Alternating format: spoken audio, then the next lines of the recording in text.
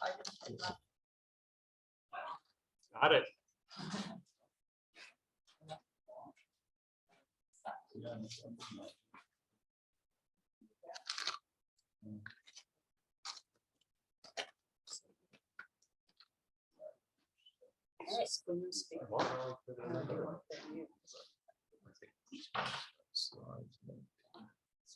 Hey, hi everybody.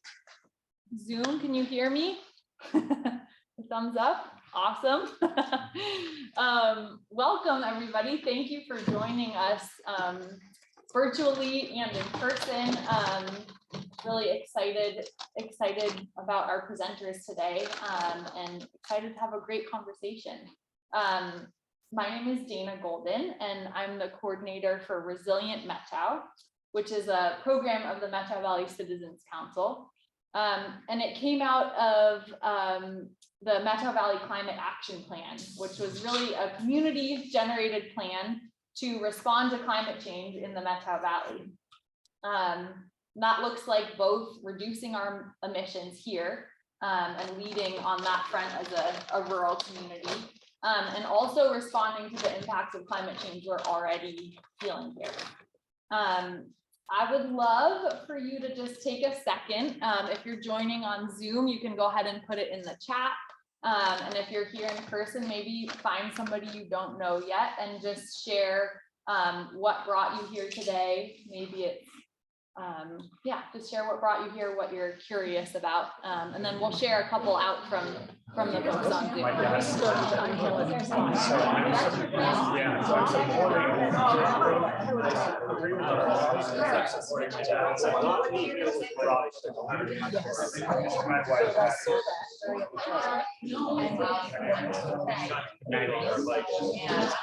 I'm kind of curious why everybody thinks that we have to keep doing the same thing that we've been doing all along in order to solve the process of climate change. We do not know where you're specifically moving. We live in LA. So yeah, so a bit of a change of heart. Yeah, it's coming like decades ago or so. And so I think that one of those times, yeah, there's a big deal.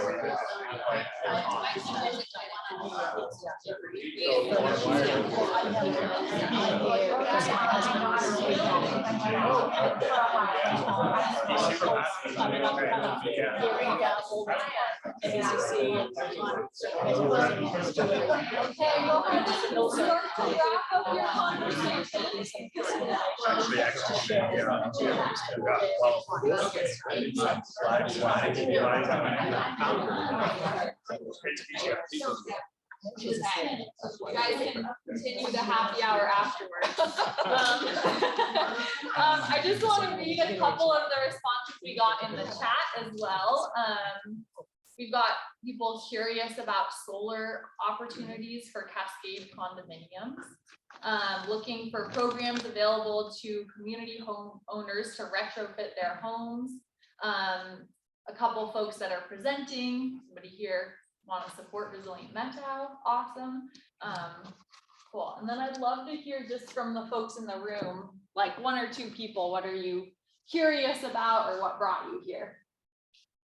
So I have a question. If the rebates and the programs will apply to landlords, or is it only for individual homes? Okay, looking for information about landlord and rental situations. Cool. And long-term rentals, not short-term rentals. Yeah, cool. Awesome. Thank you for sharing that. Maybe one more. Yeah, I'm looking for reasons to be optimistic about living here in the long term. I'm taking it off my leave. That's what I do. Yeah, cool. Looking for reasons to be optimistic about living here in the long term. Thank you. So today we are really excited to dive into the topic of home electrification. You're first going to hear from Raul Young from Rewiring America, kind of about the case for electrification and how it's a climate solution, and then also what they're seeing on the national level with this work. Then you'll hear from Liz Reichert. She's from the Washington State Department of Commerce in the Energy Office. kind of specifically about what we know about how implementation of the Inflation Reduction Act dollars will happen in Washington State. What we know, what we don't know, what to be looking for. Then you're going to hear from Greg Mendonca, who's the general manager of the Okanagan County Electric Co-op. You'll also hear from Murray Taylor about a local toolkit that's going to help you kind of piece these different things together. And then you're also going to hear from Mike Stenberg, who is a heat pump contractor and installer, about his experience installing heat pumps, what he's learned. So that is what's coming for you.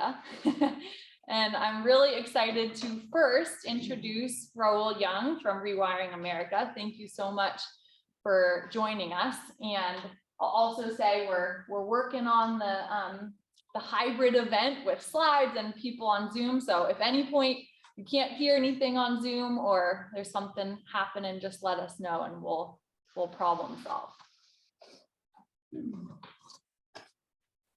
Great. So I'm going to jump in. Is that okay, Dana? Yeah, we Great. can hear you. Okay, great. Hi, everyone. I am Rahul Young with Rewiring America. I'm our Director of Local Engagement, which means I'm working to support local governments around the country to accelerate their path towards electrification. Sorry, I can't be there in person with you, but I appreciate you making the hybrid event work, and I'm calling in from San Francisco today. So I'm going to start, as Dana mentioned, just talking about kind of the case for electrification, but so excited to be paired up with some panelists who can give you more details about the lay of the land in Washington State and a contractor's perspective as well as some other toolkits. But yeah, let's dive into kind of why we want to electrify in the first place. So next slide, please. So, my background coming into this was really working in the worlds of energy efficiency and conservation and green building in lots of different ways. I think to me, what is so excited about electrification is it's really a story of abundance and flourishing. I think I heard somebody asking for kind of reasons for optimism. For me, after being in this world for 25 plus years, there's been lots of reasons for cynicism, honestly, up until recently, trying to figure out how we would ever match the challenge of climate change and some of these other issues that we're facing with the possibilities. But one of the greatest successes over the last couple of decades, but especially the last 10 years, has been how quickly the price of renewable energy, particularly solar and wind, has dropped. And as a result, it's opened up this whole world of possibilities around electrification. And it really is a story of abundance and flourishing. It's all about trying to figure out how we actually meet the American dream, but with half the energy and none of the emissions. Next slide, please.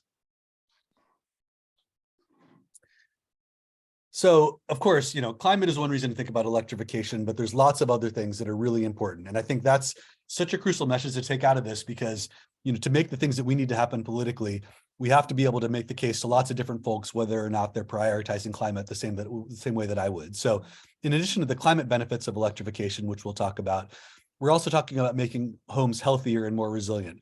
We're talking about lower energy costs. And we're talking about creating good paying jobs in your community as well. Next slide, please.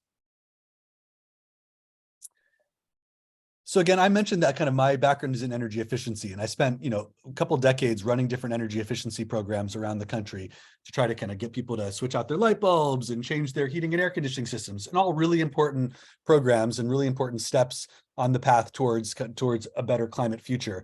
But the reality is, to meet the scale of the problem, to really get to a zero carbon world, we can't efficiency our way all the way there. We have to make a fundamental transition. We can talk about kind of having a more efficient car, but if it's a gas powered car, it's still going to use some amount of gas. So we're talking about transforming entirely to a world of zero emissions. And the way to do that is via electrification. Next slide, please. So our organization, Rewiring America, is a nonprofit that was founded in July 2020 with one simple idea: to electrify everything. Next slide. So why did we decide that was the path? So one of our co-founders, Saul Griffith, had been engaged by the DOE to look at all of the energy flows through the entire economy. And what he found is that 87% of our emissions in the United States ultimately come from energy. And this is a chart that shows you kind of where those remaining emissions come from as well. Next slide. And of that 87%, 42% of those energy-related emissions come from decisions we all make around our kitchen table. So this is something that we actually have the ability within our hands to start changing. Next slide, please. So what does that include? We're talking about the cars that we drive, how we heat our buildings and water, how we cook our food, how we dry our clothes, and then where our electricity comes from. Next slide, please. So when you add that all up, we're talking about up to 1 billion machines in our country that need to be changed over the next 10 to 20 years to be able to hit the goals that we need to for the climate. So we're talking again about vehicles, water heaters, stoves, ranges, grills, cooktops, space heaters, dryers. Next slide, please. Sorry, next slide, please. One sec, sorry. No worries.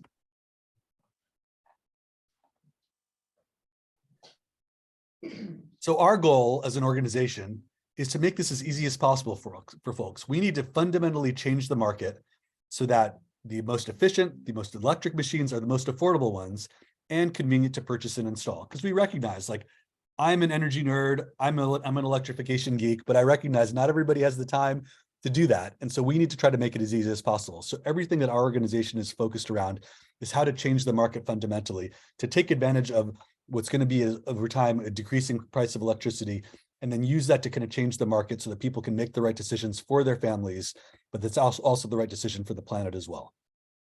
Next slide, please. So we're working over the next 3 years to have our cumulative impact grow to 2.4 million electrification events. So we're talking about over 1 million new heat pump sales, 150,000 heat pump water heater sales, and almost 1 million induction stove sales across the country. So we're talking about a huge magnitude of things.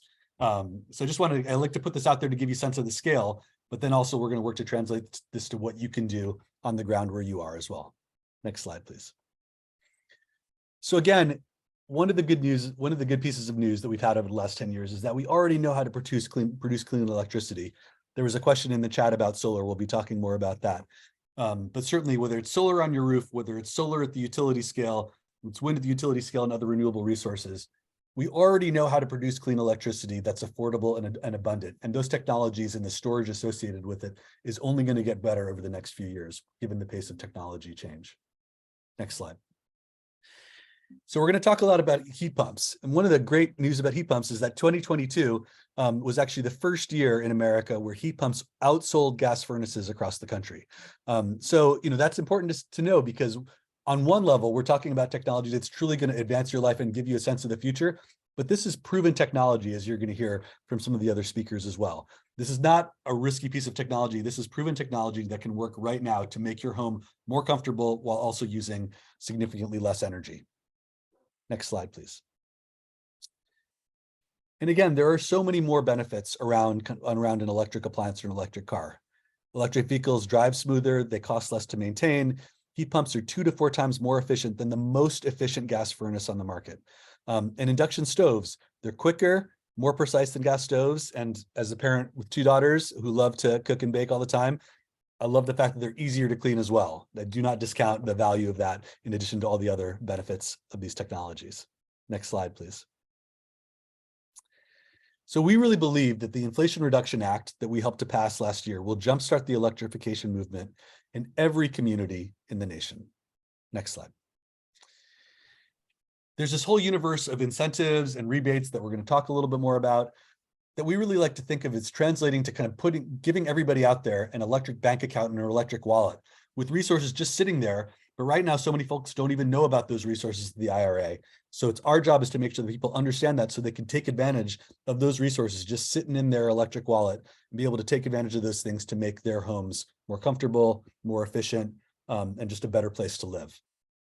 Next slide, please. So when you add it all up, we estimate that across the country, the average American household can save about $1,800 annually if they electrify fully. Next slide. In addition, we talked about jobs. One of the great, we estimate that as part of this electrification transition that's going to happen across the country, we're going to need 1 million more electricians in addition to kind of the additional HVAC contractors, plumbers, and other folks who are part of this transition. So it's such an important thing for local leaders to be thinking about. This is something that can benefit their constituents and their residents, but also be a great way to create jobs. And so staying out in front of that now, being prepared now to help create the workforce development and job training courses, a lot of times in partnership with local community colleges, is a great way to prepare to kind of make great jobs to be able to provide these services for your community, but provide good long-term jobs for folks as well. Next slide, please. So we mentioned about, we were talking about some of the other benefits of home electrification as well. So of course, indoor air quality is a really important part of that. There's been a variety of studies, some of which we've been involved with, that have showed that, up to a 14% increased chance of risk of having childhood asthma in your house can come as a result of having gas stoves and other appliances. So this is a significant impact that goes way beyond the climate, but gets to the direct health of your family when you make the switch to get off of gas and to move to an electrified kitchen. Next slide, please. So let's talk about what each of you can do yourselves in your own lives and in your community to make electrification happen. Next slide, please. Because we really believe that this is something that takes everyone, and everyone has a role to play in this. Next slide, please. So again, we've talked about the Inflation Reduction Act. Right after it was passed last fall, we put together a calculator that's on our website. You can find it right here to take a look. And by putting in kind of a little bit of information about yourself, you can get a full rundown of all the different tax credits and incentives that may be available to you. And we'll talk a little bit more about that, but you'll hear a lot more about that from Liz, our next speaker, as well. But I will mention there really are two buckets of things. There's tax credits that are available right now for folks who have taxable income across a wide range of technologies, and you can see that when you go to our calculator here. And then there's incentives for low and moderate income households, which again, Liz will tell you a lot more about how it's going to roll out for Washington State. Then you can talk about it. Again, this is one of those things, it's easy for me in my electrification bubble to think that everybody already understands what these things mean, what they can do. But of course, that's not the case. People have a lot of other things to think about in their lives. So the more that you're able to spread the word, evangelize, talk about what you're trying to do to electrify, why you think it's important to your friends and family and neighbors, this is all part of socializing these issues and making the change happen across society. Next slide. So yeah, this is one of our fun cartoons. We love to talk about heat pumps. My family is bored of hearing about it all the time, so I try to switch to induction stoves or heat pump water heaters or electric vehicles every once in a while. But part of our goal is to really try to keep providing the educational materials so that as folks get excited about this, as they see this as part of their own future and the country's future, they can be part of socializing the transformation. And we hope that all of you will walk away from here feeling like you want to make that part of your life and your conversations with folks in your community as well. Next slide, please. When we talk with folks, I think I really want to emphasize, it's always important to really know your audience when you're talking to folks. Again, there might be folks in your community who really care about climate, and that's going to be a big driver for this kind of change with them. For a lot of folks, it's really about cost, cost of their ongoing costs in their house and the health of themselves and their families. So it's really important to kind of frame this in a way that you think is really going to resonate most with the folks that you're talking about, because there's a wide range of benefits, as we've discussed, that we can talk about here. Next slide, please. I'll also mention that we have a Rewiring Schools initiative, because we're seeing this in a lot of different communities where, as they try to take their baby steps into this world, of course, recognizing the, potential indoor air quality and health impacts for students, it's a natural place for certain communities to start and to try to think through what are the steps we can take to electrify our schools while we're trying to do this with our homes as well. So you can go to our Rewiring Schools microsite within rewiringamerica.org to get more information there if you see an opportunity to try to work to change your schools as well. And then, of course, you can connect with local contractors. I'm excited that we're going to get to hear from one of them today on the panel of presenters as well. But it's so important, to start the process now, to start calling up your local contractors, because I think what we see in most communities is that there's, often a couple who are fairly educated about electrification. They understand heat pumps, they understand the technologies, they know the steps, and they can really walk you through all the steps to take it. For a lot of other folks, there can be a lot of inertia in the contracting world. And so it's important for contractors to hear again and again from the potential customers that they're interested in heat pumps, that they're interested in heat pump water heaters, that they're interested in induction stoves, because that's going to help them realize, like, okay, this is actually where the future of my business is going to go to. I need to figure out ways to get educated on this, whether it's online resources, local training resources, talking with some of their other peers in the contracting world. But, like everybody else, they're responsive to the demand of their customers. So by calling up your local contractors, telling them that you want to electrify, that's going to be part of the change that needs to happen so that you have enough contractors to actually do the work over time. Next slide, please. And then ultimately, it's up to all of us to try to be the example, to find what we can do with the resources we have, with the incentives that are out there, to try to electrify our own lives, to learn by doing that, and to figure out how you can teach and tell other people about your experiences. Next slide, please. So again, the steps that we see, we really want to encourage everybody to kind of make a plan. You may not be able to electrify your entire home right away. Understand that most people don't have the resources to do that, but it's always good to really think through kind of what are the steps you're going to want to take. So again, step one, go to our calculator. You can take a look at what IRA funds are going to be available to you. Hopefully you'll walk away today feeling like you have a really good understanding of what applies to you. Again, both on the tax credit side that's available now and the incentive side that will be available coming soon, as you'll hear from Liz. And I'll also just mention in our calculator that, if you're interested in kind of whether you qualify for those local incentives, we have links there so you can look at how your income compares and whether your income qualifies for the incentives that are coming down the pike as well. Then really think through kind of what's your plan as well. What's your plan for your spending? Because a lot of these things require a little bit of forethought. You might want to make a switch from a gas stove to induction stove, but in a lot of cases, there's going to be, some wiring that's going to be required. You might want to just make sure that your electrical panel can handle it.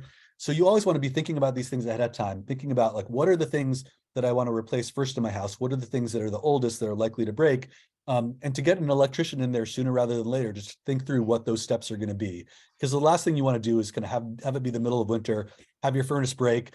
You don't want to, you don't want you and your family to be cold. So you're going to think about trying to replace it as quickly as you can. But if you don't have a plan in place, it can be a little harder to kind of make those shifts that you want. So thinking about it ahead of time before things break is truly important. And then, of course, making the process to find your contractor, buying the actual machines. And I will mention that we have some guides on our website, including the ones that we show here for electrifying your home. And in addition to our IRA calculator, in about a month, we'll be releasing kind of an online tool called a personal electrification planner, where you can input a little bit of information about your home and get a step-by-step roadmap about what you'll want to consider, potentially in what order, and what the likely costs and benefits are likely to be of making each of those shifts. So more to come at rewiringamerica.org in each of these areas. Next slide. And then finally, really want to encourage everybody to contact your local government.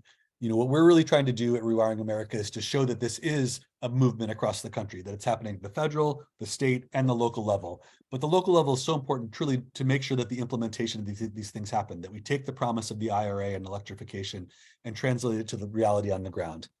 So next slide, please. So I really hope that all of you will encourage your folks to join our local government leaders for electrification coalition.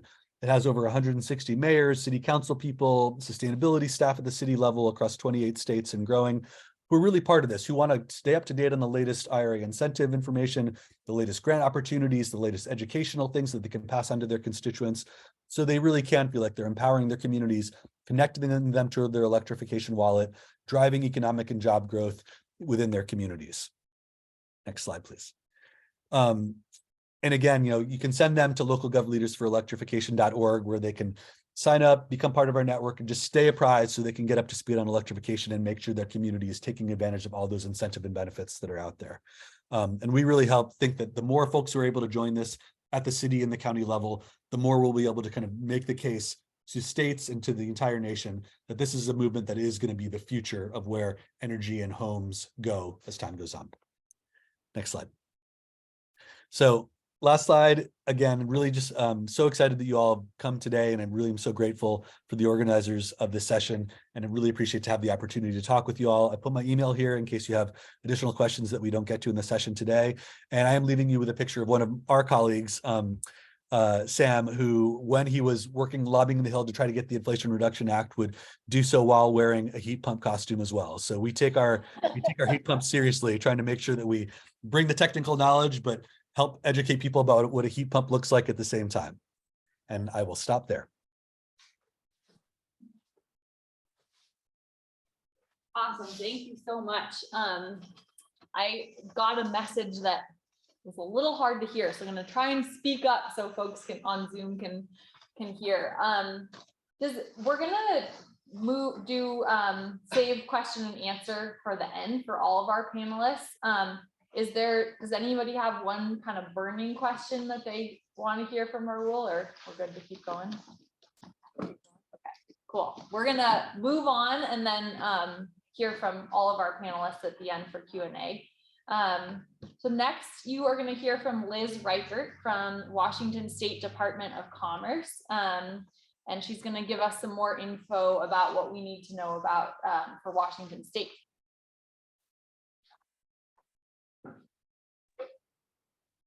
Great, thank you so much, Dana. We'll have your slides up momentarily. Yeah, and I can just begin introducing myself. I apologize I can't be there tonight, and I'm particularly regretful now that I hear there's a happy hour. But it's great to be with this group this evening. My name is Liz Reichart. I am a senior energy policy specialist at the Washington Department of Commerce, home to the state's energy office. My job is really to lead the buildings and energy efficiency policy for the state, and it's an absolute pleasure to be here with you virtually to talk a little bit about the Inflation Reduction Act, the rebates, and when folks can expect to learn more. I think Raul's presentation was a great segue into what we're going to be doing right here in Washington. Next slide, please. I wanted to give a brief introduction to the Department of Commerce. This slide represents our agency's purpose. Commerce touches every aspect of community and economic development, from serving communities by providing grants to homeless programs or small businesses. We build infrastructure, growing the economy, to public safety. Here at Commerce, we strengthen communities, and this is core to our state energy office's mission. Next slide, please. I always like to do a little high-level context setting at the top because I really feel like it connects to our purpose, and oftentimes it will connect to the funding that you'll be able to receive in your own homes for energy projects. Buildings have a profound impact on the environment. The building sector is Washington's second largest carbon polluter behind transportation. And as Washington's population has grown, greenhouse gas emissions from buildings, as you can see up on your screen, has jumped significantly from 1990 to 2015. New buildings are governed by our energy codes, but existing buildings, the buildings we're all already using and living in, create unique and particular challenges and opportunities as the state thinks about how it might reach greenhouse gas emissions limits in 2030, 2040, and 2050. What we do know is that investment in building energy efficiency is the most cost-effective way to significantly reduce greenhouse gas emissions. All of our analysis has pointed towards energy efficiency and electrification. And our legislature has recognized this too by putting forward, new funding, approving new codes. I'm a policy person. I feel like it's helpful to know that this is the direction that the state is heading in with buildings. As Raul alluded to, it's also the direction that the federal government is heading in. This year saw a tidal wave of funding between the Inflation Reduction Act, the Infrastructure Investment and Jobs Act, and a bunch of other funding opportunities aimed at projects to decarbonize our economies and our buildings. Next slide, please. So speaking of the tidal wave, let's talk a little bit about what the Inflation Reduction Act is doing and did when it was passed last year. So the Inflation Reduction Act was passed last year with some pretty significant national price tags. I have them all up here. These are the three streams of funding that will be coming through the state energy offices across the country. So $4.3 billion appropriated for home efficiency rebates, which is also called the HOMES program. And I'll talk a little bit about that in the next slide. $4.5 billion appropriated for home electrification or high efficiency electric equipment rebates. And then this additional $200 million for contractor training programs. And while I won't focus on the contractor training today, I can say that this is something that we're waiting on more guidance for in the fall. It will really ramp up. We're really excited to bolster the workforce and make sure we have enough contractors and that they're out in rural areas, and really looking forward to working with our buildings industry stakeholders and labor to seek out, where can we be doing more? How can we be bolstering that workforce? Next slide, please. Thanks. Two opportunities that I'm going to focus on today, which I'm certain many of you will have heard about. So I'll start with the high efficiency electric rebates on the left-hand side. Washington will receive over $82 million for high efficiency electric rebates. These will be point of sale rebates, meaning they don't work like a tax credit. You will get them, as soon as, you purchase that piece of equipment. They're designed by the Inflation Reduction Act to be focused on low to moderate income households. And if you look at the Inflation Reduction Act, eligible equipment can include a variety of heat pump and highly efficient electric technologies like heat pump dryers, heat pump water heaters, induction stoves, and so much more. I did hear a question about whether multifamily buildings would also be eligible for these rebates. Yes, multifamily buildings are eligible for both of these rebate opportunities. Something I did not add to the slide is that one eligible use of these funds under the federal guidance, our programs would be allowed to provide for up to $500 for contractor installation costs. So we can even start to think about how these rebates might be applied to labor and some of the costs on top of sticker price. So that's the first program, really focused on electric equipment. The second program, the Whole Homes Rebate Program, also called HOMES, Washington will receive about $83 million for homes rebates. And so if you're a low to moderate income household or own a multifamily building where most of the building is low to moderate income, you may be eligible for rebates on whole home retrofits. And what that means is in the way the IRA is written, there's a wide variety of energy efficiency improvements that you may be eligible for. Now, these both come with a lot of caveats. You can see, for example, in the homes rebates, the rebates will vary by depth of energy savings and income level. So for example, if you can achieve a greater energy savings, you can save more money, you can get a higher rebate. I didn't put a whole lot of specifics on this slide, mostly because it's on the state energy offices to design these programs before funding can start being distributed. But when you read the Inflation Reduction Act and see specifics like rebates of up to, $2,000 per heat pump or something like this, this represents the universe of things that the state energy office can do with this money. And what we will do with this money and how we design the program may look very different. And will largely be determined over the next year through a really robust public process that I hope everyone here will participate in. We'll get to that at the end. There is still a lot we don't know about the rebates and how these programs will function in practice. Next slide. So this is our draft timeline. This summer, fingers crossed, we are expecting to get the rules of the road from the US Department of Energy. Things that say, you may design your state program like this. You may not do this. And so once we have our guardrails, we plan to host a series of public listening sessions to hear from you. How do you like to see these rebates designed?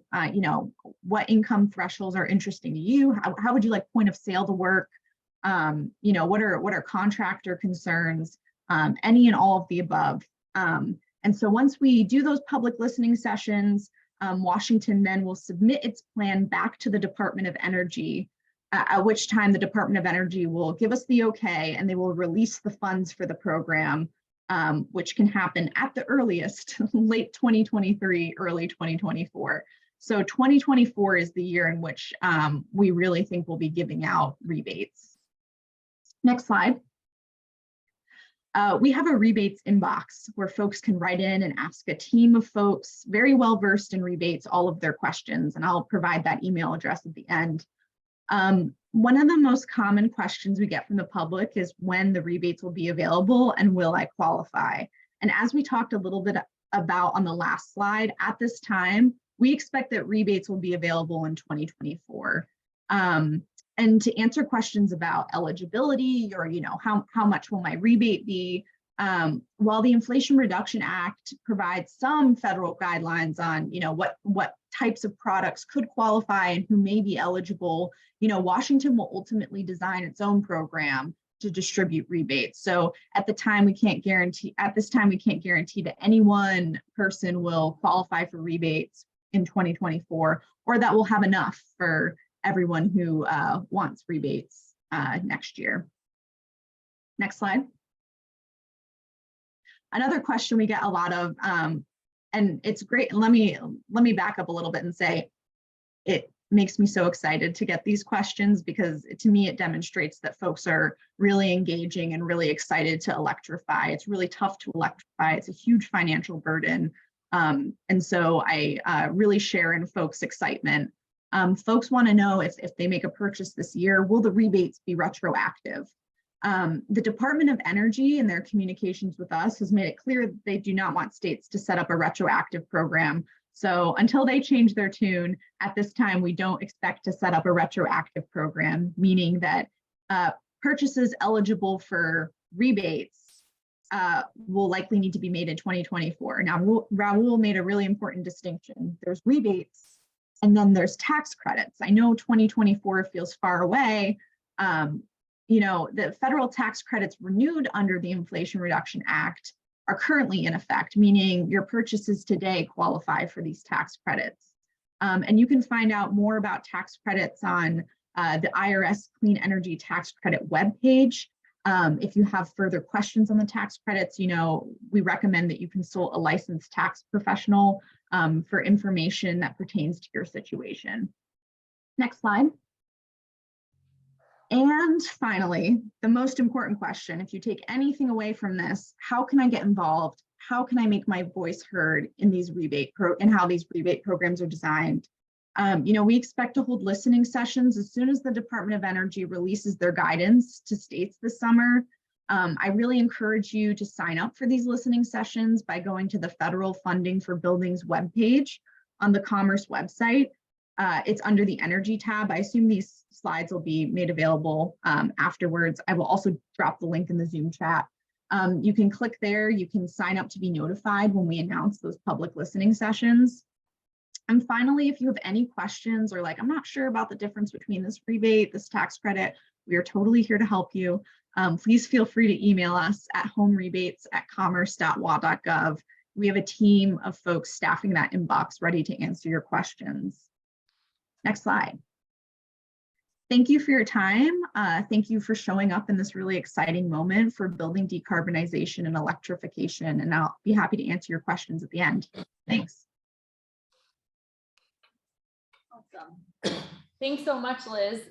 We had a couple questions in the chat, and we're going to save those for Q&A at the end, in addition to questions that people have in the room.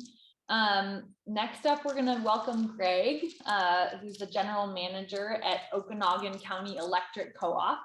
And he's going to talk about the co-op's home energy efficiency programs and also other thoughts he has about this topic. So please welcome Greg. Thank you. And folks on Zoom, we're trying to stand close, but let us know if you can't hear Greg. I'll try to be loud, but I'm not going to stand with my back in front of the camera. Sounds good. So maybe just start off, I'm going to walk through some programs we currently have, some work that we're doing and looking at things that we're looking to expand into that can be accessed through OCEC. And then maybe just the PUD is not here, but I'll probably say the PUD and OCEC are very, very similar. We're both PPA customers, the federal government, the federal PMA, and we kind of live in the same sandbox when it comes to energy efficiency. So a lot of the things that the PUD can do, OCEC can do, and vice versa. Just depends on which programs we're able to get out the door. So right now, just recently, just last year, we set up a ductless heat pump rebate program. That's been fairly successful. We kind of expected it to be a little bit more successful, to be completely candid. Sorry, Greg, I'm going to pause you. It sounds like they can't quite hear you. Go maybe a little closer. Is this better? Is that better on Zoom?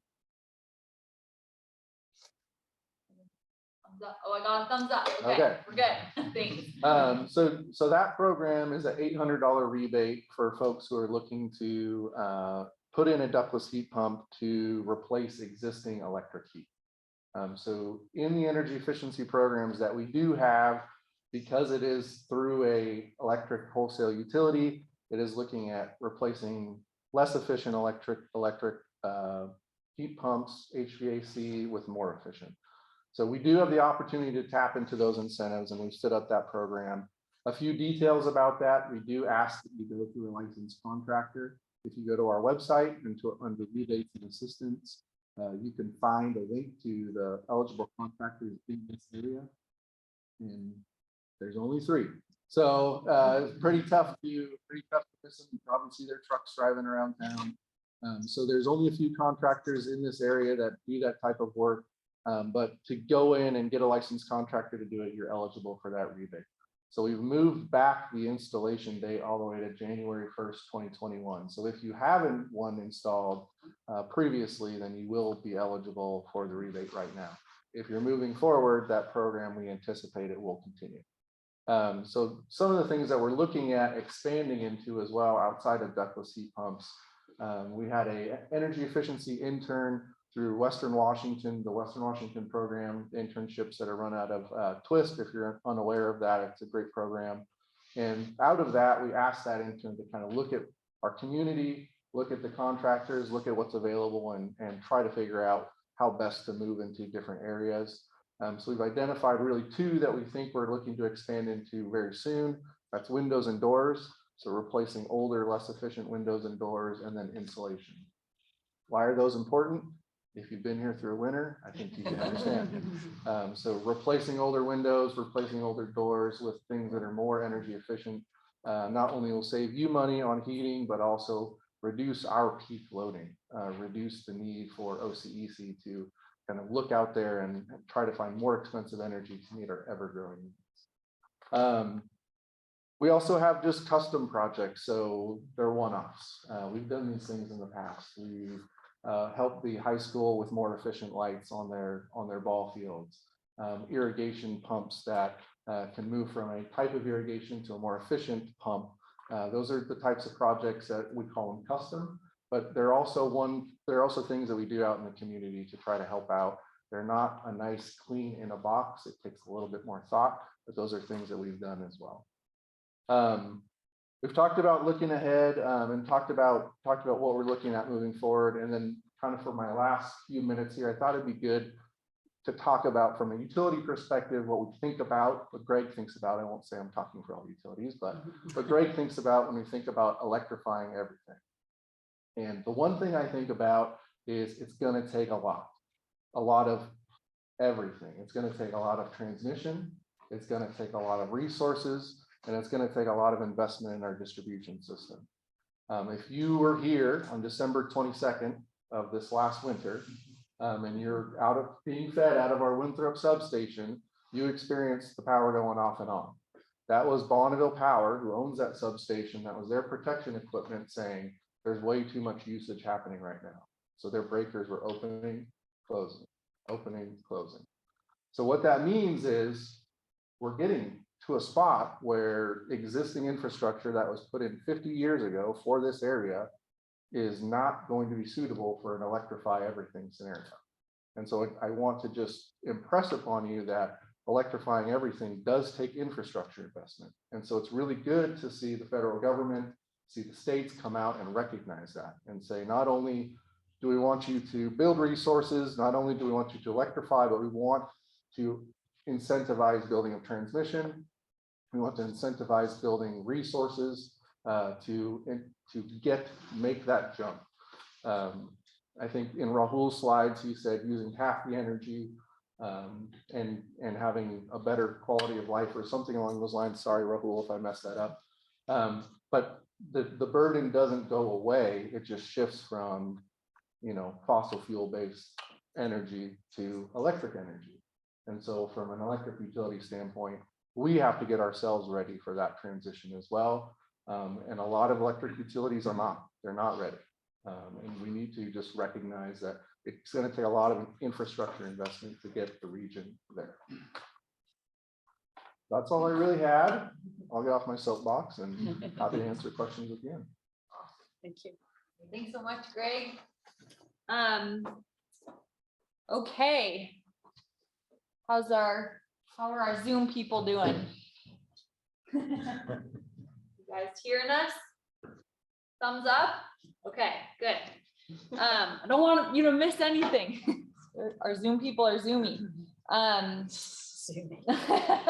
Next up, you're gonna hear from Murray Taylor, who is an awesome volunteer for Resilient Methow's Implementation Hub, which is really a kind of resource center where we're trying to provide information for climate action projects happening in the Valley. And Murray put together an incredible toolkit that includes a lot of the incentives you've heard about and is kind of specific to our community. And he's working on editing it, working on pulling together a list of contractors that can help do the work. So he's going to talk to you a little bit about that toolkit, what you might want to know about it, and then we'll hear from Mike. Okay, thank you. So as Dana was just indicating just now, we've had some great speakers this evening and a lot of information about the different electrification programs. And that's great. One of the things though is that a lot of information can be somewhat, stand up here, a little bit overwhelming. And so what we've been working on in Resilient Methow is to create a toolkit for electrifying your home. And really the idea of this is to sort of say, how can we make it a little bit easier to get started and to sort of understand the range of savings and then the range of rebates, that sort of thing. So it's not trying to produce something which will duplicate or, you know, add a lot of extra detail to what the other organizations are providing. The idea was more to come at this from an approach of just like a single reference source, which is really just trying to highlight the key characteristics of these programs and where you can go to get more information. So it's trying to sort of say for our community here, we're very fortunate that there are now a range of programs which we can plug into and get benefits from.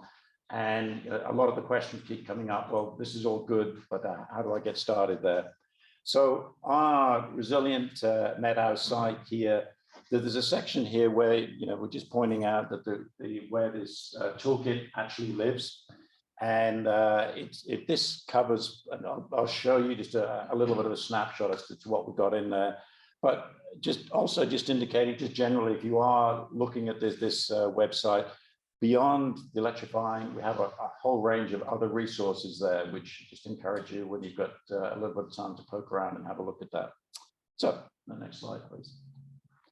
So with the toolkit, there's really two elements to this. There's the actual toolkit itself, which is essentially a document with the tables, which is helping to hopefully provide in a sort of fairly clear way how you can get information. And the other one is, as we've been going through developing this, there's a lot of common questions come up. And with both of these, the idea is to sort of say, if this is a fairly dynamic field, there's a lot of changes happening all the time. So it's our goal to try to keep this current so that it doesn't become stale. And we will be trying to maintain this, as like Greg's indicating, he's getting new programs. We're trying to make sure that that would be reflected in what's happening here in the toolkit. Okay, so next slide then. So what we've got here is just the toolkit itself. This is basically just like a 5-page document, so it's not enormous. And really what it covers is the main resources we've been talking about this evening are through the IRA, our utilities, the PUD, OCEC, and the other state programs. So it's looking at those entities and sort of saying, what is it about those that can help us here in the community? And so with regards to the IRA one here, if we just click to the next page, you'll see the sort of format. And for each one, it just goes through these in the same way, which is to sort of say, okay, what is the nature of the actual service? What is the thing we're talking about here? What is the potential tax credit or rebate that may be available? Who qualifies for it? What is the window of opportunity when it's going to be available? And then some links so that you can go and get additional details. Okay, and next slide. And so similarly, so that was one look at the IRA as a whole, and you've got the same sort of format here. So when we're looking at the PUD, you can therefore see, as you can work through these, whether you're a PUD customer or you're a co-op customer, you can go there to get this information. And the aim here is really just to put very summarized information, hence not trying to duplicate or add too much detail there. And last slide. Okay, so here's the current details of what the co-op has. And then with regards to the state programs and the federal programs, there's a range of additional links there available. So that's really what I want to cover. So it's available to you. Just encourage people to have a look at it. Very open to feedback because we want to keep trying to improve this, make it a valuable and useful tool. Thank you. Cool.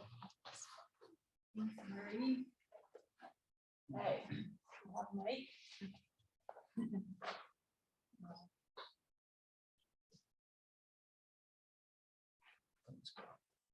Hey. Thank you, Mike, so much for joining us. And we're really excited to hear your perspective on what you've actually seen in heat pump installation and how it's going for folks, any tips you have. So take it away. Great, thank you, Dana. I've seen a lot of, we'll call it progress in Okanagan County over the past, I'd say 2 decades. 98% of our installations at Cascade Mechanical is high efficiency Trane ducted and Mitsubishi ductless heat pump systems. A little background, I've been designing residential and commercial heating cooling systems for Cascade Mechanical for about 17 years. We serve 4 different counties. We're the largest HVAC contractor north of Chelan. So I'm going to talk about air source heat pumps specifically. A heat pump is it's an air conditioner. So a heat pump is an air conditioner with a reversing valve. So we'll just keep it simple because it is very simple. Instead of removing heat from inside a home like an air conditioner does, and buildings, commercial buildings for summer cooling, heat pumps have a reversing valve. So now it goes the other way. It actually efficiently collects heat from that cold outdoor winter air and delivers that heat efficiently into a home or building. They both heat and cool. So you have an air conditioner and a very energy efficient, clean heating system. Heat pumps on average, and this can go higher or lower, are 30% more efficient than baseboard, wall, or electric furnaces. Again, plus they offer that needed cooling for our climate in the summer months. I'm seeing a lot of conversions in Methow Valley over the past 17 years. These are homeowners who are getting off their propane furnaces, and they're going to electric heat pump systems.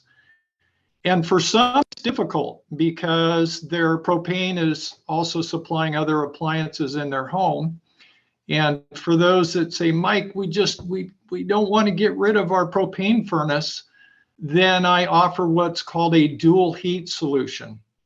And simply put, a dual heat means we put in a high efficient gas furnace coupled with a energy efficient heat pump. And the way that works is the home will heat with the heat pump as the primary heat gets down to a certain outdoor temperature, and then the gas furnace kicks in. So that's an option. These systems, the heat pump systems, also offer ductless options, which is growing incredibly. Right now, roughly 65% of our installations now are high efficient Mitsubishi ductless systems. And I believe this trend is going to grow and increase dramatically. Ductless means no ductwork. And our #1 ductless heat pump install is called the Mitsubishi Hyperheat. and this is definitely a perfect fit for our region. These systems offer multi-indoor heads. They can be wall units, floor mounts, or ceiling mounts, up to 8 indoor units on 1 outdoor heat pump. The Mitsubishi product is so efficient, I'm glad everyone's sitting down on this. It delivers 100% efficiency at 5-degree outdoor temperature. It delivers 88% of its BTU capacity at -15. So that's extremely energy efficient. And oftentimes in my design and sizing, you may need little, if no backup heat source. I always recommend backup heat with ductless systems. Greg, just so you know, I think we're going to be seeing more and more ductless rebates, so get ready. Old school, we're going to talk about some myths. Old school was, those heat pumps don't work when it gets cold. We just shut her down and run our electric furnace. Those days are over. Heat pumps now are very efficient and very quiet. That's a great benefit for people that don't want to hear something outside, except the birds and the water in the river. So these units are very quiet. Old school was shut it off at 25 degrees outdoor temperature. The new school says let it do its job. Even at 20 or 10 degrees, a heat pump is more efficient than an electric furnace only. Keep in mind, it takes more energy to make heat than pump heat that's already there. Ductless heat pumps run on a 20 to 40 amp breaker. So for example, I have a 2,200 square foot home here in Omak. I'm heating our entire home on a 40 amp breaker. On occasion, I use backup heat, not often because I've insulated this home tremendously. The trend is your friend, folks. These rebates and federal and local PUD rebates are incredible. I want to encourage everyone to consider air source heat pumps. They're doing a bang up job. 30% less on a heating bill is not too bad. And the technology is just getting better and better. And I want to thank everyone for the invite. Thanks. Sweet. Thank you so much, Mike. Okay, I think next we're going to invite Greg, if you want to come sit up next to your fellow presenters. And we're going to go ahead and spotlight the folks we've heard from so far so that you can see everyone. Feel free to keep grabbing snacks and drinks if you want to. And I've got a bunch of questions in the chat, so I think I'll start with a couple of those. And then I'll start with one from the chat, and then if there's any questions in the room, and we can go back and forth, or I can stick with the questions in the chat. Okay, so the first question, I think it was when Liz was talking, so maybe for Liz or other folks, but somebody curious about if these incentives are available for people who live off grid, or if you have to be on the grid to get incentives. That's a great question. There is nothing currently in the IRA or in any of the guidance we have received so far that requires you to be on the grid. So, so far, so good. Awesome. And then there was a comment, well, that's not really a question. Are there rebates or incentives for commercial building upgrades? That is a great question. Yeah, that's a great question. I'm happy to answer from a Washington perspective. Yes, commercial buildings are a little bit of a different story because we have our clean building performance standard in the state. There are so many resources though to help commercial and multifamily buildings, which are considered commercial under our energy code. So we have the Clean Building Incentive Program. There are a ton of state opportunities to get grant funding depending on what type of commercial building it is. If it's a school or a nonprofit, commercial can mean like a whole bunch of things. So really encourage you to check out the federal funding for buildings webpage. We have all of our state funded and federal funded buildings opportunities there. Are there any questions in the room? Yeah, go ahead. Yeah. Make sure to speak up so they can hear you. Yeah, this might be a question for Mike. We have we do not have a duct system. Currently we have a slab. And how could you use a heat pump and convert it to what kind of heaters would you use? Did you hear that? If I heard correctly, your home is built on a slab. Did I hear that correctly? Correct. That's correct. We do not have a duct system. Can one use like radiant heaters and use the heat pump, or is it even possible to use it? Okay, what is your primary heat source now? We have an electric boiler. Okay, electric boiler. Okay. So 1-story home or 2-story home? 2-story. 2-story. Okay.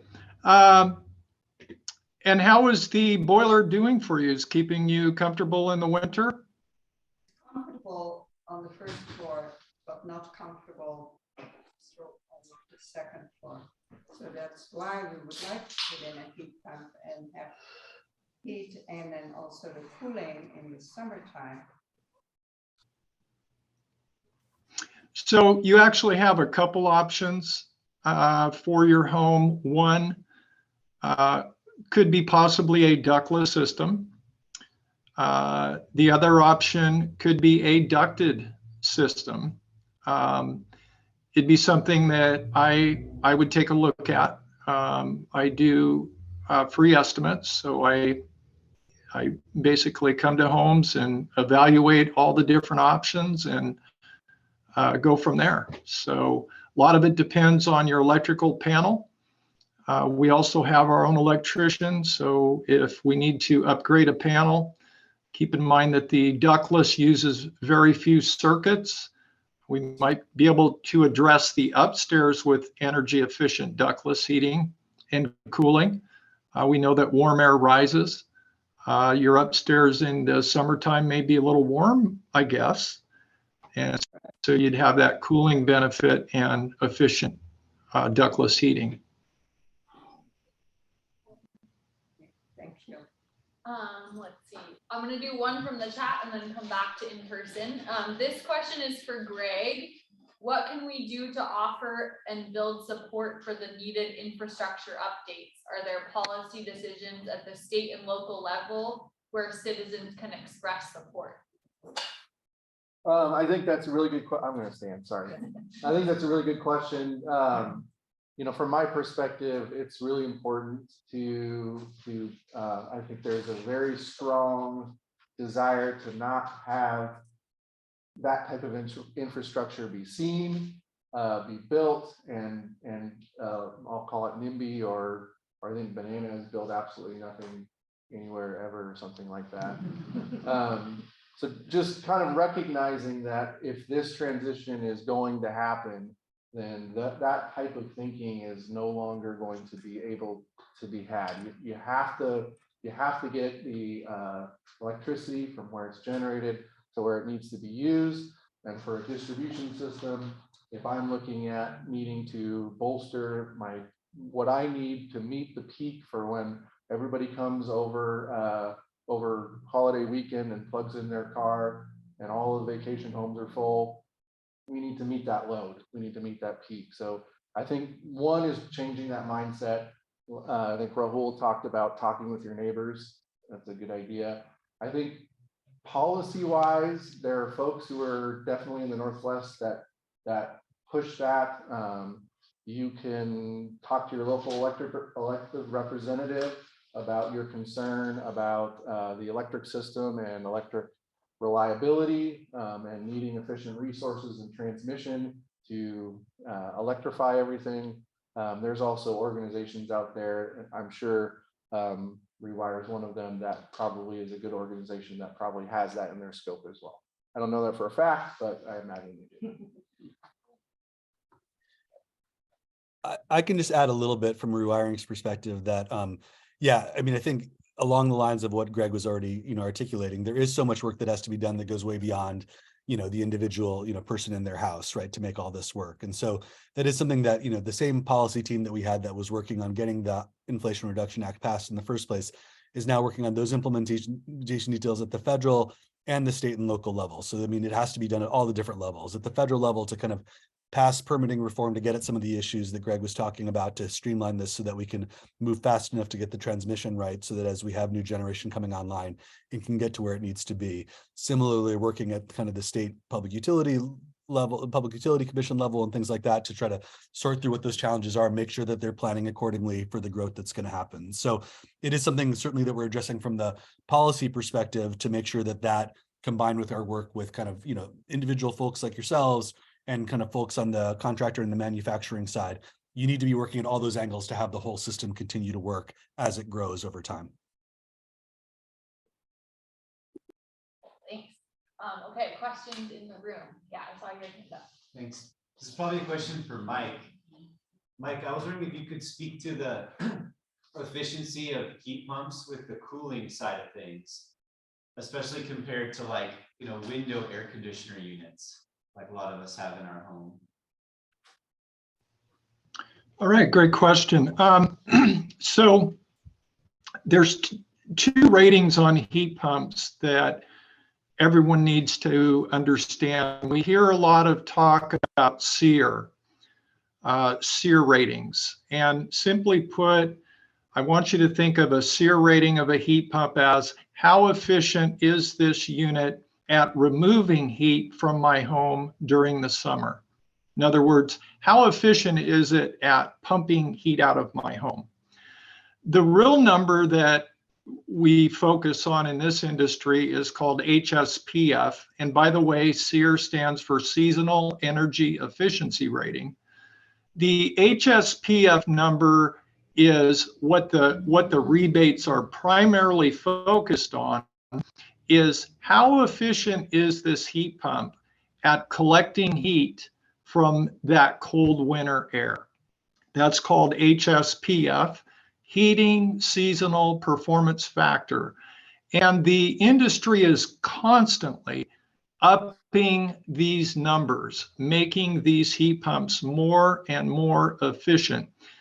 On an energy bill side, a lot of the energy isn't on the cooling side, it's going to be on the heating side. And I don't know I'm totally answering your question. EER and SEER are some numbers that you're looking at, but usually, generally speaking, if we're talking about energy efficiency of these systems, the focus needs to be on the HSPF side. I'm going to do another one from the chat. Someone asked, and maybe any tips for how you would figure this out, what is the most financially effective, waiting for rebates or going for tax incentives? How might you figure that out? I can start, but feel free to jump in, anybody else as well. I think in general, as long as you know that you qualify for the rebates, those are going to be more generous, basically across the board. So, I mean, of course, step one is to make sure that you kind of look into it, make sure that you qualify. And obviously, as Liz mentioned, those are not available right now. So obviously, if something broke tomorrow, you wouldn't probably want to wait till it happens. But if you have the ability to wait, since we're not talking about so long from now. And especially for folks who are in kind of the low and moderate income category, that's a significant dollar difference. So that's where I would start. And again, you can go to the calculator or, you know, some of the tools that Liz has referenced to really be able to see the difference there. So as long as you know that you qualify, then the rebates are probably the better way to go. But, you know, I think you can also layer those two things on top of each other as well in certain cases. So, you know, just something to think about. But step one is just to make sure you understand what you qualify for, and then you can go from there. But Liz, anything you'd want to add to that? Yeah, I guess I would also add to that $83 million seems like a lot of money for rebates, but if we gave every person who asked for it the max rebate on a heat pump, we'd only be able to give out about 5,000 to 8,000 rebates. Like, so we do know that number is finite. And so there's the potential, you know, depending on how we set these rebates, that they might not look like the max number, or, you know, you might qualify, but by, you know, the time you go to put in a heat pump, maybe later in 2024, you know, we might not have any more money to give out a rebate. So I guess I would say with that, I would say it's okay to wait, but I would be cautious about that. You know, no one is guaranteed a rebate, and, you know, really take advantage of those tax credits as well, which can be layered with rebates, like Raul said. That's such a great point, Liz. Thanks for saying that. And again, I will just emphasize the tax credits are uncapped, which basically means they will be available no matter what, unless, you know, there's like a change in active Congress, which hopefully, you know, we will be fighting hard to make sure never happens. And, you know, while we are hopeful that with the rebates that maybe as time goes on, if we're able to show that there's incredible demand around this and it's happening, that there could be additional funding, you should not rely on that as well. So it's just one more reason, kind of as we were all talking about, to really make sure that you're making a plan now, so that if you do decide you want to wait for the rebates, you want to be able to jump on that as soon as they're available. But that means having had conversations before that happens with, you know, contractors like Mike to figure out what you need, when you're going to need it, when they're going to be able to put it in. And that way you can jump on it right away to make sure you hit that before the funding runs out. Question. Wow. Maggie, go ahead. So I have this maybe a little testimonial and also a question. So Resilient Methow did a program last fall, and my husband and I learned about the induction stovetop. Sounded like a great idea. We have a propane stovetop and an electric stove. And we thought, oh, wow, so we have to replace our stove to have an induction stovetop. Well, we realized that we didn't have to replace the whole thing. All we had to do was to buy for $60, was it? $60, this one burner induction unit. And it works great. It's, you know, I was skeptical going from gas, propane to electric, but it really works great. And I just would encourage people to look into that. I had no idea about the health risks of a propane stovetop. And I was shocked when we found that out. I'm like, how did I not know that? But all this great information coming out about that it really convinced us that going to an induction stovetop was really cost effective and it works great. The question I have, I wanted to come back to the topic of transmission capacity, because I think it's a really, really big issue. And it's not the first thing that, you know, you tend to think about when you hear about electrifying everything. So I would be curious, Greg, if you can kind of give us a little more insight into that. What are we actually talking about? What would it take? Are we looking at orders of magnitude increase in transmission capacity? What does that look like here in this valley? Mm-hmm. And what might be the timing that we'd be looking at for that process starting? Yeah, so what I would say is when I talk about transmission expansion, it's very likely to be more regional than local. We still, meaning I don't look at our valley and say, well, we need another line coming up out of Twist to feed into Winthrop. From what we've seen, everything is okay for now. What I'm saying is so in the transition that we're seeing now, what we're seeing is generation that is being put out there, and more remote areas. So think of like wind in the Oregon, Washington, Columbia River Gorge, or solar out in South Idaho. There's not necessarily the need there for the electricity. The need is in the more urban areas. And so the transmission that I'm talking about is more looking at those resources need to get from where they're being generated to where really the load pockets are, which is Portland, Seattle, Boise, Spokane. And there's not a lot of space to build mega projects next to a city. You're not going to build a 100 megawatt solar farm in Seattle. That's what I'm talking about when I'm talking about that infrastructure investment needed, is if you're going to electrify everything, and if it's going to be electrifying it with new renewable generation or new zero carbon generation, a generation is very likely not going to be in the places that need the electricity the most. It's going to be in rural, remote areas, and you need to get that power from where it's generated to where those load pockets are. So the system is set up now to do exactly that. We obviously see that when you drive to Columbia and you look at the awesome dams out there, and you look at those transmission yards, which I think are cooler than the dams sometimes. And those things are set up to get that power from our backyard essentially to where it's needed. And so the system is set up now to essentially deliver that really dense energy generation in those dams and the other legacy generation that we have, and get it to where it needs to go. And that new generation that's going out more remote areas without that infrastructure is what I'm talking about with needing transmission infrastructure upgrades. And timing wise, where are we at with that? You know, I think it depends on whose model you look at.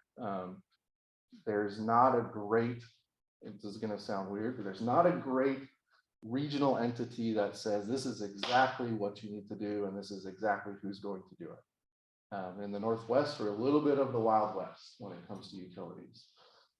So everybody kind of does their own thing. So Puget Sound Energy does what's good for them. Avista Utilities in Spokane does what's good for them. Bonneville Power, the federal government owns 75% of the high voltage transmission in the entire region. So they are the 800-pound gorilla, but they're not necessarily incentivized to go make big investments in transmission. They'll build it if there's a need, but if there's not a need, they're not going to build it. And so it's a really interesting problem that on a policy level, on a regional level, there are people working on it. But it's really tough. It's a tough nut to crack because there's so many players. There's not one entity that is going to tell everybody this is exactly what's needed. And we're working on trying to move there, but there's a lot of kind of entrenched, this is my kingdom, this is what I've done, and I don't want to give up that power. So maybe from a perspective of, are the lights going to go off tomorrow? No. We still are blessed with all of the hydro that we have. It is by far the best clean, renewable batteries that are out there. They can store energy behind those dams, release it when it's necessary, and for now, every winter we get replenished. And I think that is why our rates are so low. That is why our power is so clean, and we're very lucky. If you look at any other region, they would trade us in a heartbeat for our generation and our transmission system. So we're lucky to have that legacy system that was built, you know, in the 40s to the 70s. But it's been 50 years, and there needs to be a renewed investment if we're going to be building electric load like we're looking at. Thank you. Right here. Yeah. I've really enjoyed the presentation. I hear with rebates and incentives the words replacement and you know, is there any incentive for planning a new build and putting in, you know, all electric in a new plant? So I could go quickly just for me, and then sorry. So no new construction. When we're thinking about energy efficiency in that kind of federal government sandbox, what they're looking for is replacing older efficient things with newer, more efficient things. So when you're building a new house, there is no baseline of you could have done, you have done this and you're replacing it with something else. There are programs that are based around new construction. We don't have that program, but it's really a kind of whole home program where they might say the base level is here and all of your systems need to be up here. But I'm unaware of any utility that does offer that right now in this area. So it is a more difficult level to achieve, and the incentives are a little bit lower compared to replacement of baseboard heating with a ductless heat pump. So maybe not a lot of bang for the buck for new construction, and in general, the incentives aren't there from an energy efficiency in our region standpoint. I don't know if there's any in rebates or others. Go ahead, Mike. Okay, thank you. So from a PUD standpoint, at least my discussions with PUD, think everybody on the PUD, the goal of the PUD is to provide the energy for the existing clientele, the client base. And when you use less draw by getting more energy efficient, that's where the incentives and rebates come in. So PUD looks down the road and they say, okay, homeowner A is using this amount of kilowatt hours for heating their home.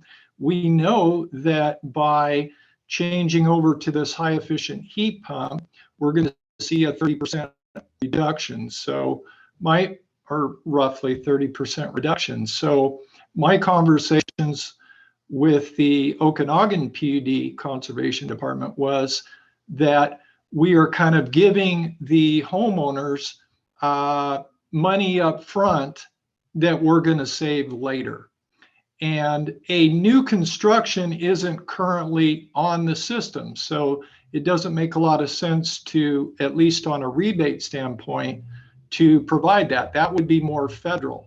And there are a lot of federal requirements for new construction now. So these homes are coming out extremely efficient already. Yeah, agreed across the board. And just to reiterate, yeah, so for the particular IRA incentives and tax credits we're talking about, that's for replacement of existing technology. So those do not apply to new construction, just to underline that point. But I think the reason why is because that actually is kind of, in general, the hardest nut to crack, is to really figure out how you make those changes happen. Certainly, there will be some new construction that puts in gas infrastructure. We don't want to be kind of blind to the fact that that's part of the deal, but the trends are all heading in the right direction. So part of our goal as an organization is to continue to educate consumers, including home buyers, as well as kind of developers, home manufacturers, to understand the kind of, this is what your customers are going to be asking for now, and certainly, into the future. So thinking through kind of the wasted costs, honestly, of kind of putting in gas infrastructure now that you're going to regret later, is an important thing to realize. So the incentives may not be quite there the same way, but all the market trends are going to be happening in the right direction. So we feel confident that new construction will progressively get more and more electrified, because that's what the market will demand. And that's why the incentives for now are focused on those transitions for existing homes, to try to get to that, because that's where it's harder to overcome the inertia to kind of not just replace the same thing over and over again. All right, I think we'll do a couple more questions and then we can keep going with questions. There's a lot of great questions. But if you do have to leave, feel free. Actually, I should announce this. It's heading up on 6:30. The main doors are locked, but you can leave any of the doors in this room, and the bathroom is still open. So I think we'll keep going with a couple more questions, but if you do need to leave, you're not locked in. You just leave those doors. We had a couple questions asking kind of about the supply chain for new appliances, and also like any tips for disposal of older appliances, and how to kind of green that process. Well, I saw Mike had a comment already in there that the supply chain stuff has gotten a lot better. So do you want to speak to that, Mike, before? Because I can dive into the second part of it after that. Yeah, I can, Raul. So the supply chain is catching up. The COVID-19 caused major delays in the HVAC production side. Right now, the challenges that we're having and a lot of contractors in the heating and cooling business is not supply, it's meeting the demand of the consumer marketplace. So roughly we're about 45 days out. If I came to a home or business now, did a site evaluation, designed a system, homeowner said, hey, let's pull the trigger, move forward. We're looking at mid-July, roughly. I wish a little sooner. We're running 3 crews, hard and heavy. We're doing anywhere from 2 to 4 systems a day and covering 4 different counties. So right now it's not so much inventory, it's just workload is increasing dramatically.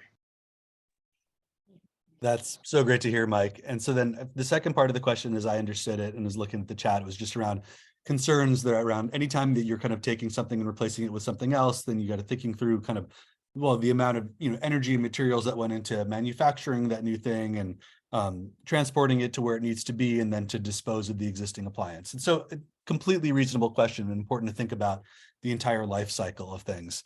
I guess I'll say a couple things. I mean, number one, certainly something that we are working on at Rewiring America. So in addition to the local government leaders coalition I talked about, we have a CEOs for Electrification coalition. So as part of that, we're talking with, the Mitsubishis and Samsungs and some of the folks that Mike was talking about, working with manufacturing these things to try to make sure that in addition to kind of the end use being better, that they're thinking about their entire supply chains and trying to work on that. So yes, part of our job is to try to make sure that all aspects of this are better. But I guess I would just want to make sure that people walk away not feeling like that's a reason to wait on making this change, because honestly, the amount of kind of, from a climate perspective, the amount of benefit that you're getting from making this shift when you're ready to do it far outweighs the rest of the life cycle of things. So I'm not the scientist on this, but I read a lot of the studies on this. So for example, with an electric vehicle, the latest study that I read that was pretty comprehensive on this basically showed that, within a year and a half, even if you were driving your car based on electricity in the middle of coal country, so the worst, dirtiest possible version of electricity, that you're still kind of offsetting all the different life cycle emissions into the construction of a new car, that it's worth the shift. Like a year and a half after you started driving, you've already you've gotten to a net benefit in terms of driving an electric car. And that's in coal country. So you can even imagine how much better that is, in Washington, where the electricity is already much cleaner and going to continue to get cleaner as time goes on. And that's even more true than for the equipment we're talking about that aren't vehicles, where there's less of kind of the other precious minerals and things like that. So 100% right to think about how to green all aspects of the supply chain. And we're focused on that. But I think it's really important to emphasize that the benefits that you're getting from switching off of fossil fuel to electrification anywhere in the country, but specifically in this part of Washington state, is so much beneficial that it's kind of orders of magnitude greater than all the other aspects of this that we're talking about. So I'd like to get a sense in today's market. This is a question for a combination of Greg and Mike. Yeah. Let's say I have a 2,000 square home. I want to change over to electric heat pump. My sense is that the cost for that, including labor, is roughly $5,000 a square thousand feet. And the current rebate available, if I did that today, is something on the order of 700, 800. So I'm trying to understand what the net capital, initial capital cost is to make the switch to a ductless heat pump. Mike, what would you have as the average cost per 1,000 square feet for installation? So I get this question often, and it's like a doctor that prescribes without looking at his or her patient. I will not just throw random numbers out. A professional that I am has found in the past I'm either high or low when I do it. I will say this, that every home is different. The needs are different. The applications are different. Depends on how many indoor heads on a ductless are in the system. It depends on the electrical. Do we need to upgrade the electrical system? Again, I've learned my lessons. I will say this, that delay is costing more money. These systems are going up every 2 months. It's becoming extremely hard to absorb. We can't absorb it as a company. Unfortunately, it has to roll back to the consumer. So just initial cost, generally any upgrade to a heating and cooling system is painful. I'll be perfectly frank. The level, the long-term energy savings and those things, especially if you're going to be living in your home, year-round comfort, it oftentimes outweighs return on investment for some of our customers. That's a politically appropriate statement. Not very informative. Okay, I have one from the chat for Liz. Does Commerce have a focus or resources to help smaller rural communities overcome barriers and bottlenecks? Yeah, that's a great question, and something I think we've really, tried to focus on in terms of our staffing, and then also in terms of the resources that we go after, not only at the state level, but at the federal level. So it really, we have programs that touch every part of a rural community, from our Clean Energy Fund, which has a rural energy carve out where you can apply for energy projects. You can apply to receive funding for energy projects in rural communities. I also saw a comment in the chat that talked about apprenticeships and workforce training and what that looks like when it takes on a rural flavor. That's awesome feedback. We are going after every workforce opportunity and really encouraging, our community partnerships to join us and go after some of these federal opportunities. So if you're seeing opportunities for rural communities to receive funding, we're tracking them too. Please reach out. But thinking about the unique needs of rural communities, in particular the buildings workforce, which is kind of where I'm situated sectorally, is something that we've done a lot of thinking about, and we'd like to do a lot more action on.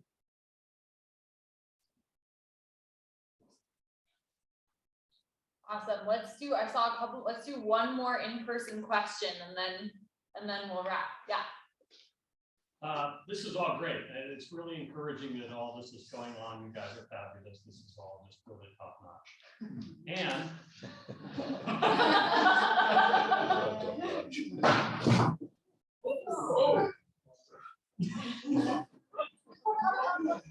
That was not right. And when we built our house, we had a house designer and a general contractor who helped us navigate all of these things. Not all these things, but when we were building the house, we had a lot of choices to make, and we had to prioritize, and we had to say, okay, this is really essential. This can wait. We'll wire for this, do this later. Is there anybody around who can be basically a general contractor to individual homeowners? We also have a farm operation. Is there anybody out there that can come over and say, okay, let's sit down, let's talk about all your various options, from thermostats to heat pumps to whatever, and try to figure out how would you prioritize this over time? It's not going to happen like in 2 months. And notwithstanding all the great resources and all the hot links and all the people doing their individual specialties, well, what about somebody who can come, and sit down with us and think it all through, kind of zoom out on it and look down on the situation and say, okay, this is what you should do right now, and this is going to be your best first option, and then, over time, do all the rest. Could I add to that other states have developed programs, and I don't know whether Washington has one, where they have such a consultant that comes over sometimes subsidized by the state, that'll help you make these decisions. I haven't seen anything, heard of anything like that around here. Sounds like we need to go to Liz's listening sessions. Yeah, Anybody have any thoughts about that? Yeah. That's a great suggestion. I have also heard of that setup. You know, I think on top of that, not only is it difficult to know what to do and to prioritize what to do in your own home, but it's also incredibly difficult to navigate the rebates that are available from your utility, from the federal government, from the state. And sometimes they look the same. Sometimes they're a tax credit that doesn't show up until April. And so someone that can take you from soup to nuts and sit down and say, you know, this is what it would be great to do in your house right now. These are the rebates you qualify for. And then this is how you might space it out over time. Like I think of it as like a navigator model that provides technical assistance to homeowners. Is something, it's a great idea, something I'd love to see in Washington. I'll add, I mean, certainly if, At my age, it's a climate caregiver. yeah, I'll add, I mean, yes, it is a great model, and it's true that other places around the country have put in place versions like that. And so I think it's a great thing. And if Washington's able to pull it off, that's fantastic, because there's no replacement for somebody you can just have a conversation with and ask questions to. I will mention, like, I referenced this, but just to give a little bit more detail, the next tool that we're working on for Rewiring America is meant to be kind of, again, this personal electrification planner that gets at some of what you're talking about, at least kind of at a high level. Here's the sense of kind of what a likely order of events will be that makes sense for you. Now, again, this is Mike described. We don't want to be the doctor kind of whatever prescribing medication without kind of actually seeing your house too much. So there is a limit. And I don't want to ever claim that like any kind of online tool is going to replace having a good trusted contractor who you work with to make sure that you get the right answers to this. But I do think it at least can lay out, you know, and this will be available in about a month at rewiringamerica.org to be able to see, okay, again, we're talking about, you know, it's not like 20 different things. We're talking about a heat pump, we're talking about a heat pump water heater, an induction stove, maybe a heat pump dryer, and then an electric vehicle. Those are the things we're talking about. And then we can give you a pretty good sense of what the relative costs and benefits of those are likely to be based on where you're located and what your utility rates are. That's the first version. The second version is going to be working towards actually stacking all those incentives to say, what are the IRA incentives? What are the local state incentives? What are the, you know, what are local utility incentives? So getting at that next challenge that Liz was describing.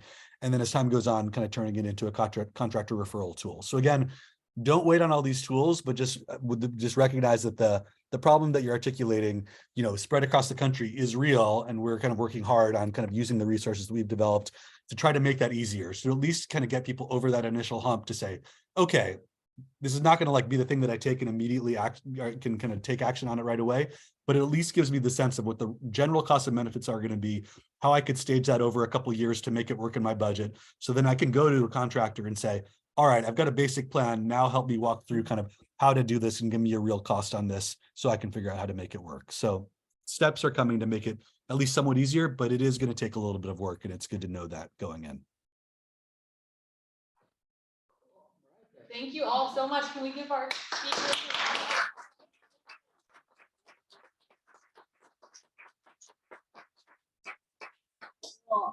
Thank you all so much for coming. Thank you folks on Zoom for joining us. Really awesome information.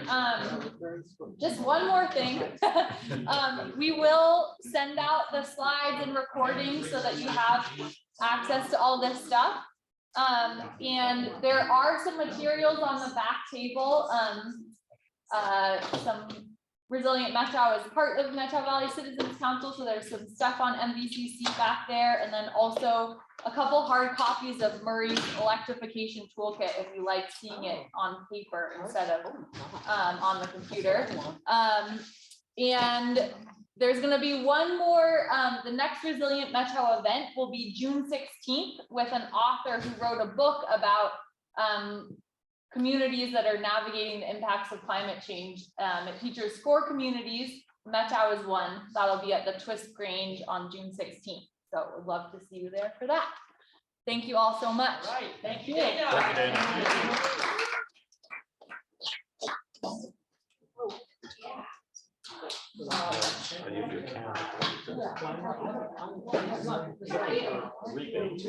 So the elements of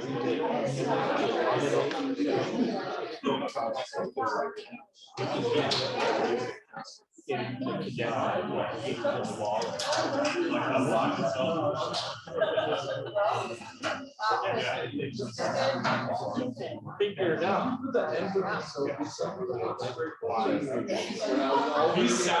I was already in a very position.